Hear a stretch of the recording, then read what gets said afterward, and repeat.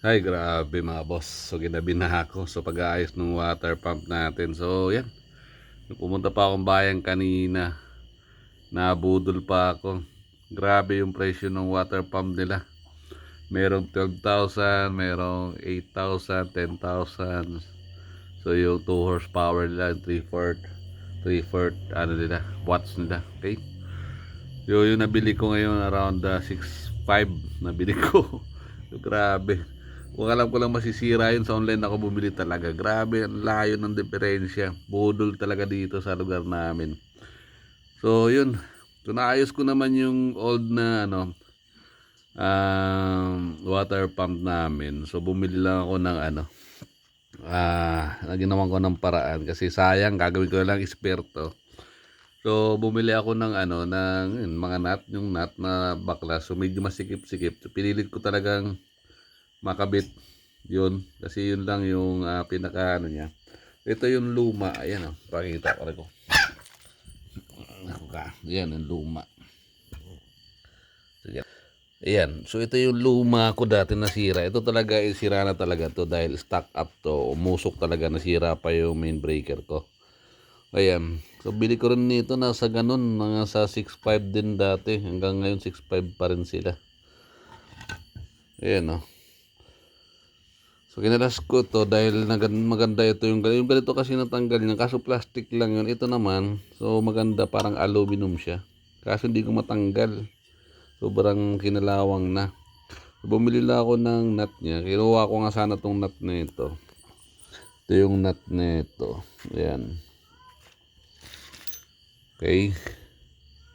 So, na-repair ko siya. Pinalitan ko siya dito. Tapos, kinabit ko ulit dun sa So, nahirapan ako dahil nagkaroon ng mga leak na yung mga tubo. Pinayos ko pa, nakailang baklas ako. Kaya ako ginabis, ang daming lamok. Ay. Ito nga pala yung bili ko. Ayan M-Aqua na yan. Ayan, electro pump. Bago pa yan. So, gusto ko nga isuli. Kung sana pwede pa kasi 6,500. So, may nakita ko sa online. Napakamura lang. Hindi dito yung dati ko pang pump dati. So malakas to, ito 2.5 horsepower. Malakas talaga yan kasi D1 yan, ang laki. Ang butas nito D1 talaga. Ayan, so kaso ang problema dito, dinikitan ko lang, nagkaroon kasi ng biyak to dito. Ayan So bumalik ulit, so wala. So sayang kasi malakas to. So, try ko na pa-welding ito. Kung ma-welding pa. Kasi sayang magkano rin ang bili ko nito. Kung hindi ko man mapakinabangan na ito, so yung motor, papakinabangan natin yan. So, gagawin ko pangkayuran ng nyug. Yan, mabaklasin ko ito. Kung wala nang solusyon to. Kasi alam ko pundido itong na to. Ganitong klaseng pagkabakal. Ito yung mga pundido. So, mahirap weldingin to. So, susubukan ko pa rin baklasin. Kasi malakas to, sayang. Kasi pagka ganitong mga malalaki ang mga motor, mas mabilis siyang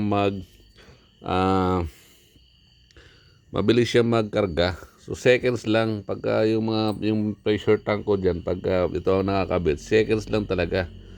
Pag nabawasan siya, bumaba siya ng 20 PSI, switch siya ulit. Seconds lang yan. 5 seconds, 10 seconds, puno yan. Ang bilis ng palo ng gauge niyan. Tapos 40 PSI, patay ulit yan. So ginakasan ko pa nga ito.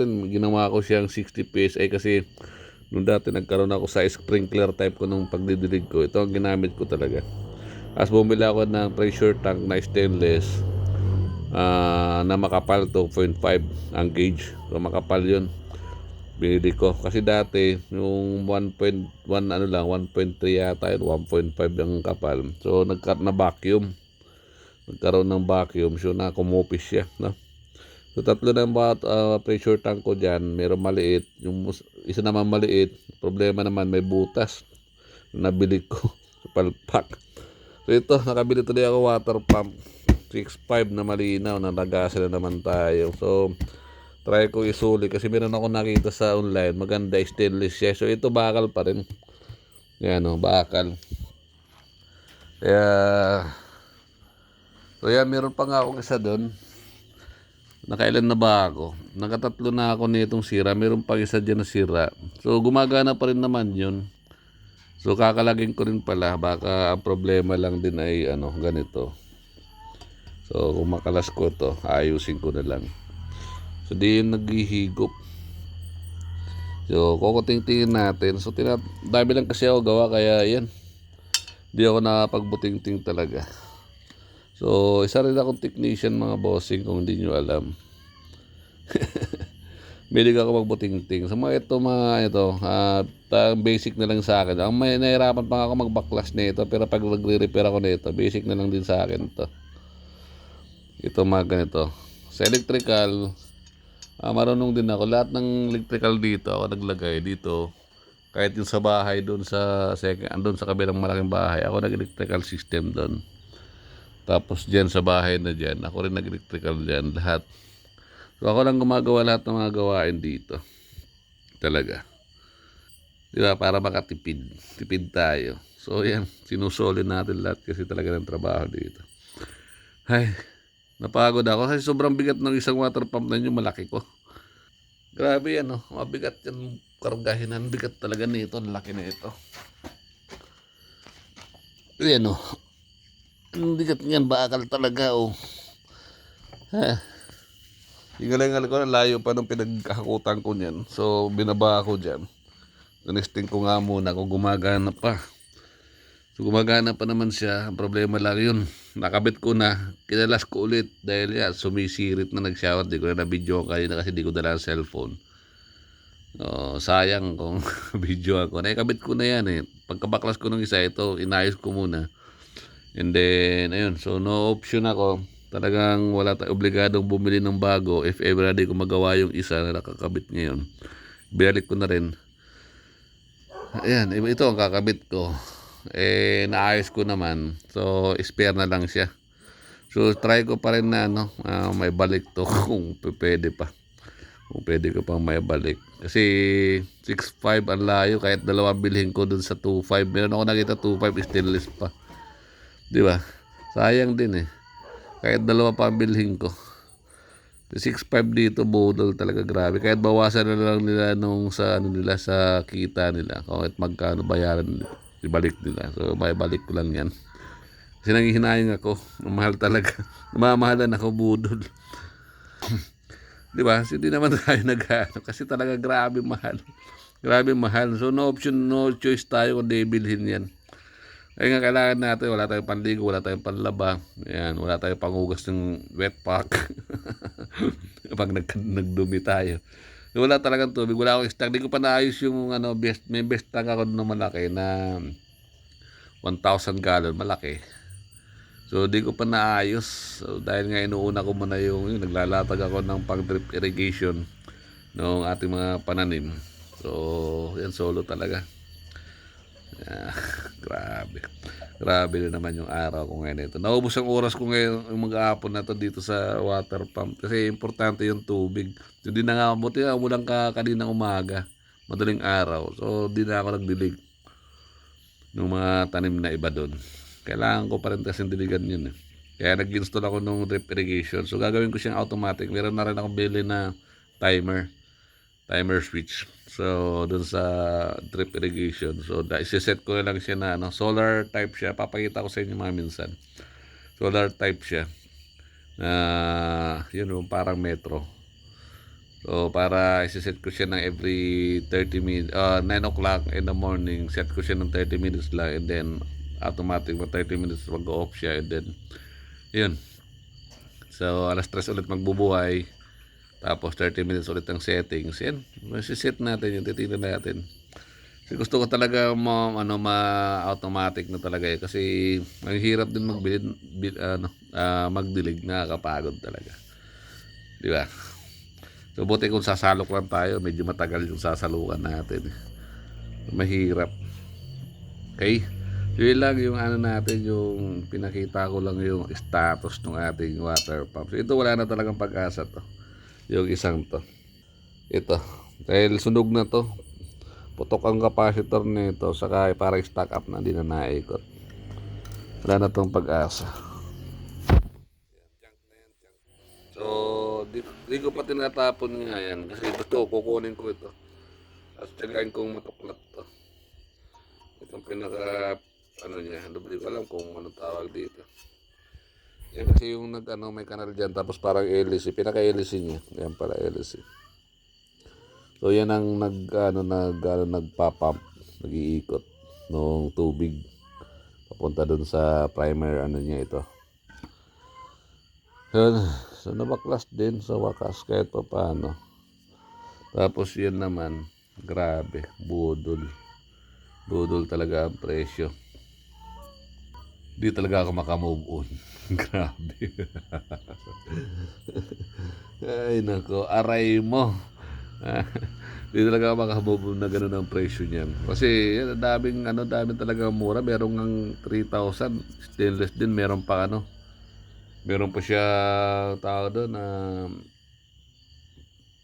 pressure tank na maliit, automatic switch. May automatic switch na rin siya. Ibabaw, stainless, yung Riem, diba ang brand. Maganda. So, di siya kakalawangin talaga loob kasi stainless steel siya. Sayang. Try ko, bukas kasi Sunday. So, Monday, baka makapunta ako ng bayan. Try ko na isuli. Isusuli ko na lang. Isuli ko na lang. Kahit bawasin na lang nila yung Kasi doon lang ako bibili sa online. Kasi yan tulad dyan, ang mahal-mahal, di ba?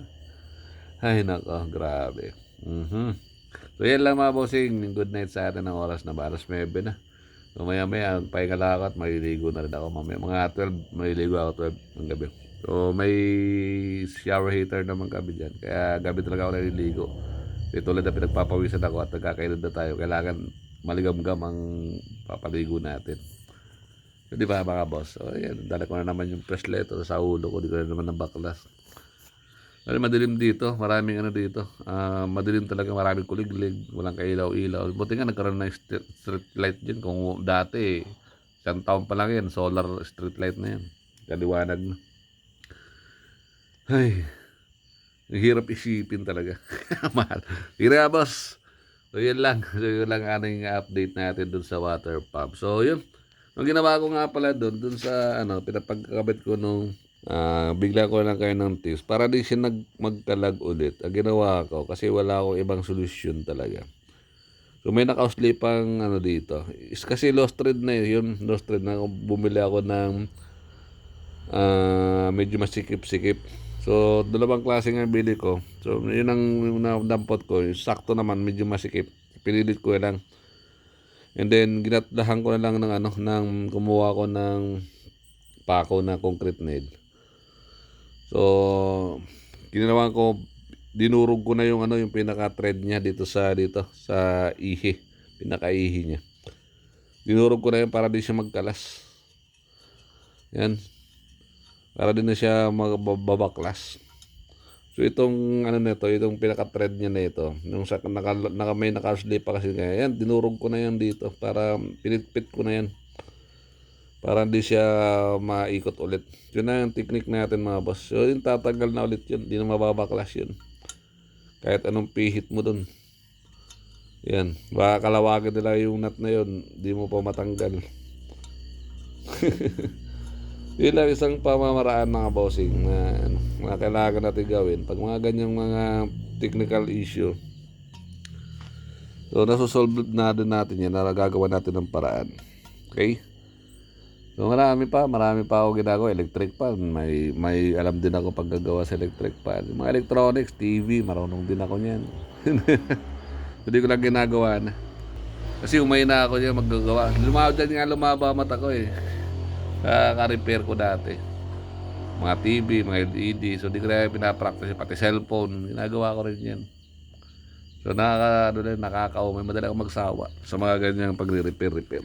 So ito kasi kahit pagod na ako, kahit nagsawa na ako, kailangan kong gawin dahil kailangan ang tubig. Oh no, di ba? So yun lang mga boss, sumaba na naman tayo. Nagkwento lang ako sa mga pangyayari sa buhay ko, sa talang buhay natin, di ba? So sana naman meron kayo na pupulot na kahit counting tips sa atin mga boss. Kung nagugustuhan nyo naman ang aking video, yan, maglalambing naman ako sa inyo. Paki-like naman and subscribe sa atin mga boss. Follow na din. And then hit nyo na din ang notification bell para lagi kang updated sa ating mga upload mga video mga boss. Di ba? Simple mechanic din tayo mga boss. Sakyan, sa bahay, mga electronics, yan sa sabungan. School, di ba? Ayan, driver, o magsasaka. All around yan mga boss. Di ba? All around tayo. Yan. Kailangan natin alamin yan. Tubero, karpentero, di ba? Ano pa ba? Magsimento, kaya ko rin magsimento, mason. Magmamason din tayo. Di ba? Di lang tayo sa isang bagay na ano, na yung isang alam lang natin kung di lang ganun. Di lang tayo nag-stick sa isang trabaho na alam. Marami tayong alam. Okay? Ngayon lang mga bossing. So nagkukwento na ako sa talambuhay. Mahaba na 16 minutes na, okay? So good night po sa atin lahat. Nag-good night na ako kayo. Nag-good night. Malabaw. Madula ako sa lamin. So nakapit na ako. Singkit. So yung nagpapahinga lang ako. And then yan mag-upload ako ng itong video. I-upload ko ito. Okay? Good night po sa atin lahat. And God bless po. God is good all the time talaga. Thank you. God bless po sa atin.